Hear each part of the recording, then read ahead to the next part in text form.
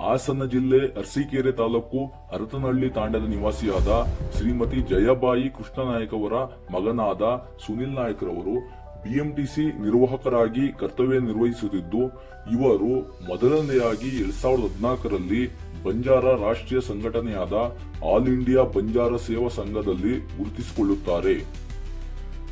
ನಂತರ ಇವರು 2015ರಲ್ಲಿ ಸಮಾಜ ಸೇವೆ ಮತ್ತು ಸಂಘದ ಸಂಘಟನೆಯಿಂದ ತಾಲೂಕು ಪ್ರಧಾನ ಕಾರ್ಯದರ್ಶಿಯಾಗಿ ನೇಮಕವಾಗುತ್ತಾರೆ. ನಂತರದ ದಿನಗಳಲ್ಲಿ ಸಂಘವನ್ನು ಬಲವಾಗಿಸುವ ದೃಷ್ಟಿಯಿಂದ ಸಂಘದ ಅಂದಿನ ಅಧ್ಯಕ್ಷರು ಮತ್ತು ಪದಾಧಿಕಾರಿಗಳನ್ನು ಮನವೊಲಿಸಿಕೊಂಡು ಅಂದಿನ ಎಲ್ಲಾ ತಾಲೂಕಿನ ತಾಂಡಗಳಿಗೆ ಭೇಟಿ ನೀಡಿ ಪ್ರತಿ ತಾಂಡಗಳಲ್ಲಿ ಗ್ರಾಮ ಶಾಖೆಯನ್ನು ಉದ್ಘಾಟಿಸಿ ಯುವಕರನ್ನು ಸಂಘಟಿಸುವ ಕೆಲಸ ಮಾಡಿದರು.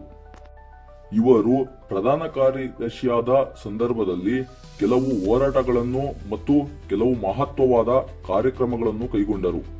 ಅದರಲ್ಲಿ ಪ್ರಮುಖವಾದವುಗಳೆಂದರೆ ತಾಂಡಗಳನ್ನು ಕಂದಾಯ ಗ್ರಾಮಗಳನ್ನಾಗಿ ಘೋಷಿಸಬೇಕೆಂದು ರಾಷ್ಟ್ರಪತಿಗಳಿಗೆ ಪ್ರತಿ ತಾಂಡಗಳಿಂದಲೂ ಪತ್ರ ಬರೆಸುವುದರ ಮೂಲಕ ಪತ್ರ ಚಳುವಳಿಯನ್ನು ನಡೆಸಿದರು ಮತ್ತು ಸರ್ಕಾರದಿಂದ ಸೇವಾಲಾಲ್ ಜಯಂತಿಯನ್ನು ಆಚರಿಸುವಂತೆ ಅರಸೀಕೆರೆಯಿಂದ ಹಾಸನದ ಡಿಸಿ ಕಚೇರಿಯವರೆಗೂ ಬೈಕ್ ರ್ಯಾಲಿಯ ಮೂಲಕ ತೆರಳಿ ಮನವಿ ಸಲ್ಲಿಸಿದರು. ಸದಾಶಿವ ಆಯೋಗದ ವಿರುದ್ಧ ಬೃಹತ್ ಪ್ರತಿಭಟನೆಯನ್ನು ಹಮ್ಮಿಕೊಂಡಿದ್ದರು ಹಾಗೂ ಕಲಬುರಗಿಯಲ್ಲಿ ಸೇವಾಲಾಲ್ ದೇವಾಲಯವನ್ನು ಧ್ವಂಸಗೊಳಿಸುವುದರ ವಿರುದ್ಧ ಬೃಹತ್ ಪ್ರತಿಭಟನೆ ಮಾಡಿದರು. ನಂತರ ಗೋವಾ ರಾಜ್ಯದಿಂದ ಬಂಜಾರ ಸಮುದಾಯದವರನ್ನು ಹೊರಹಾಕಬೇಕೆಂದು ದ್ವಂದ್ವ ಹೇಳಿಕೆ ನೀಡಿದ ಸಚಿವರ ವಿರುದ್ಧ ಪ್ರತಿಭಟನೆ ಮಾಡಿ ಸರ್ಕಾರ ಕ್ಷಮೆ ಕೇಳುವಂತೆ ಮಾಡಿದರು ಹಾಗೂ ವಿನೂತನವಾಗಿ ಹೋರಾಟಗಳನ್ನು ಮಾಡಿಕೊಂಡು ಬಲವಾಗಿ ಸಂಘಟನೆಯನ್ನು ಸಂಘಟಿಸಿದ ಕಾರ್ಯಕ್ಕಾಗಿ 2019ರಲ್ಲಿ ಇವರಿಗೆ ಆಲ್ ಇಂಡಿಯಾ ಬಂಜಾರ ಸೇವಾ ಸಂಘ ಜಿಲ್ಲಾ ಘಟಕವು ಅರಸೀಕೆರೆ ಘಟಕದ ತಾಲೂಕು ಅಧ್ಯಕ್ಷರಾಗಿ ಅದೇ ಸಮಯದಲ್ಲಿ ಕೋವಿಡ್ ಮಹಾಮಾರಿ ಅಪ್ಪಳಿಸಿದ ಸಂದರ್ಭದಲ್ಲಿ ಬಂಜಾರ ಸಮಾಜದ ಕೆಲ ಬಡವರು, ಕೂಲಿ ಕಾರ್ಮಿಕರು ಮತ್ತು ವೃದ್ಧರು ಉಪವಾಸವಿರುವಂತಹ ಪರಿಸ್ಥಿತಿ ಎದುರಾಯಿತು. ಅದನ್ನು ಅರಿತ ಇವರು ಲಾಕ್ಡೌನ್ ಆದಂತಹ ಸಂದರ್ಭದಲ್ಲಿ ಅವರಿಗೆ ಬೇಕಾದಂತಹ ದಿನಸಿ ಸಾಮಗ್ರಿಗಳನ್ನು ತಾಂಡಗಳಿಗೂ ತೆರಳಿ ಅಲ್ಲಿನ ವೃದ್ಧರು, ಕಡು ಬಡವರು ಮತ್ತು ವಿಧವೆಯರಿಗೆ ದಿನಸಿ ಕಿಟ್ಗಳನ್ನು ವಿತರಿಸಿದರು. ಅವರಿಗೆ ಧೈರ್ಯ ತುಂಬುವಂತ ಕೆಲಸವನ್ನು ಮಾಡಿದರು. ನಂತರ 2020 ಫೆಬ್ರವರಿ 14 ಅರಸೀಕೆರೆ ತಾಲೂಕು ಕಚೇರಿ ಮುಂಭಾಗದಲ್ಲಿ ಸೇವಾಲಾಲ್ ವೃತ್ತ ಎಂದು ಬೋರ್ಡ್ ಹಾಕುವುದರ ಮೂಲಕ ತಾಲೂಕು ಕಚೇರಿಯ ಮುಂದೆ ಶಾಶ್ವತವಾಗಿ ಸೇವಾಲಾಲ್ ವೃತ್ತ ಎಂದು ನೆಲೆ ನಿಲ್ಲುವಂತೆ ಮಾಡಿದರು. ಇದಕ್ಕೆ ಅರಸೀಕೆರೆ ನಗರಸಭೆಯಿಂದ ಸರ್ಕಾರದ ಮುದ್ರೆಯನ್ನು ಒತ್ತಿಸುವುದರ ಮೂಲಕ ಯಶಸ್ವಿಯಾದರು ಹಾಗೂ ಸೇವಾಲಾಲ್ ರವರ ಮಾಲೆಯನ್ನು ಧರಿಸಿ ಪ್ರತಿ ತಾಂಡಗಳಿಗೂ ಭೇಟಿ ನೀಡಿ ಸೇವಾಲಾಲ್ ರವರ ತತ್ವಗಳನ್ನು ಪಾಲಿಸುವಂತೆ ಅರಿವು ಮೂಡಿಸಿದರು. ನಂತರ ಶಾಲೆಯ ಮಕ್ಕಳಿಗೆ ಪೆನ್ನು ಮತ್ತು ಪಠ್ಯ ಪುಸ್ತಕಗಳನ್ನು ನೀಡಿ ಅವರಿಗೂ ಆಸರೆಯಾದರು ಹಾಗೂ ಆರೋಗ್ಯ ಶಿಬಿರಗಳನ್ನು ನಡೆಸಿ ಹಲವು ಬಡ ರೋಗಿಗಳಿಗೆ ನೆರವಾಗಿದ್ದಾರೆ.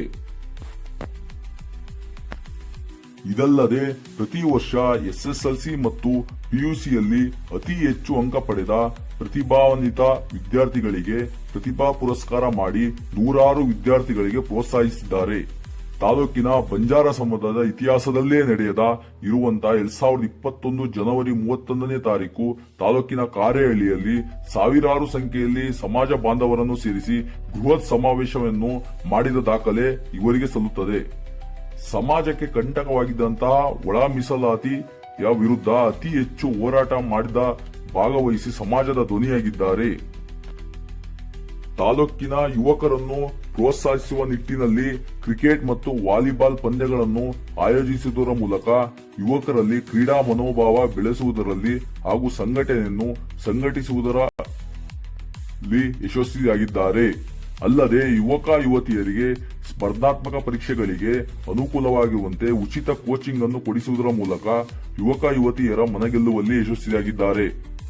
ಸಮಾಜಕ್ಕಾಗಿ ಇಷ್ಟೆಲ್ಲ ಕೆಲಸ ಕಾರ್ಯಗಳನ್ನು ಮಾಡುವ ಭರದಲ್ಲಿ ತಮ್ಮ ಸರ್ಕಾರಿ ನೌಕರಿಗೆ ಗೈರು ಹಾಜರಾಗಿ 2023ರಲ್ಲಿ ಕೆಲಸದಿಂದ ವಜಾಗೊಳ್ಳುತ್ತಾರೆ. ತಮ್ಮ ಜೀವನಕ್ಕೆ ಆಧಾರವಾದಂತಹ ಸರ್ಕಾರಿ ನೌಕರಿಯನ್ನು ಕಳೆದುಕೊಂಡರು. ಆದರೂ ದುಡ್ಡಿಗೆಡದೆ ಸಮಾಜವನ್ನು ಉಸಿರಾಗಿಸಿಕೊಂಡಿದ್ದಾರೆ.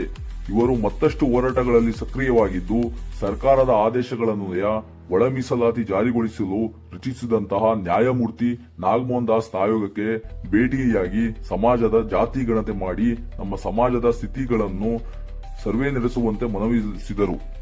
ಅದರಂತೆ ನ್ಯಾಯಮೂರ್ತಿ ನಾಗಮೋಹನ್ ದಾಸ್ ಆಯೋಗ ನಿರ್ಧರಿಸಿ ಆದೇಶಿಸಿದರು. ತಕ್ಷಣ ತಾಂಡಗಳಿಗೆ ಭೇಟಿ ನೀಡಿ ಜಾಗೃತಿಗೊಳಿಸುವ ಉದ್ದೇಶದಿಂದ ನಮ್ಮ ನಡೆ ತಾಂಡದ ಕಡೆ ಸೇವಾಲಾಲ್ ರಥಯಾತ್ರೆಯನ್ನು ನಡೆಸಿ ಜಾತಿ ಗಣತಿಯಲ್ಲಿ ಪಾಲ್ಗೊಳ್ಳುವಂತೆ ಜನಜಾಗೃತಿಗೊಳಿಸಿದರು. ತಾಲೂಕಿನ ಪ್ರತಿ ತಾಂಡಗಳ ಸಮಾಜದ ಮೇಲೆ ನಡೆಯುವ ದಬ್ಬಾಳಿಕೆ ದೌರ್ಜನ್ಯದ ವಿರುದ್ಧ ಪತ್ರಿಕಾ ಹೇಳಿಕೆ ಮುಖಾಂತರ ತಮ್ಮ ವಿರೋಧವನ್ನು ವ್ಯಕ್ತಪಡಿಸಿ ಸಮಾಜದ ಪರ ನಿಲ್ಲುವಂತ ವ್ಯಕ್ತಿ ಇವರು. ಇನ್ನೂ 10 ಹಲವು ಸಮಾಜಪರ ಕಾರ್ಯಕ್ರಮಗಳನ್ನು ಹಾಗೂ ವೈಯಕ್ತಿಕ ಸಹಾಯವನ್ನು ಮಾಡುವ ಮೂಲಕ ಸಮಾಜದಲ್ಲಿ ಅತೀವ ಜನಮನ್ನಣೆ ಗಳಿಸಿರುವ ಇವರನ್ನು 2018ರಲ್ಲಿ ಬಂಜಾರ ಬಂಧು ಎಂಬ ಬಿರುದನ್ನು ನೀಡಿ ಗೌರವಿಸಿದರು. ಇವರ ಕಾರ್ಯವೈಖರಿಯನ್ನು ಗಮನಿಸಿದಂತಹ ಎಐಬಿಎಸ್ಎಸ್ ರಾಷ್ಟ್ರೀಯ ನಾಯಕರುಗಳು 2025 ಆಗಸ್ಟ್ನಲ್ಲಿ ಆಲ್ ಇಂಡಿಯಾ ಬಂಜಾರ ಸೇವಾ ಸಂಘದ ಕರ್ನಾಟಕ ರಾಜ್ಯ ಯುವ ಘಟಕದ ರಾಜ್ಯಾಧ್ಯಕ್ಷರನ್ನಾಗಿ ನೇಮಿಸಿ ಆದೇಶಿಸಿದ್ದಾರೆ.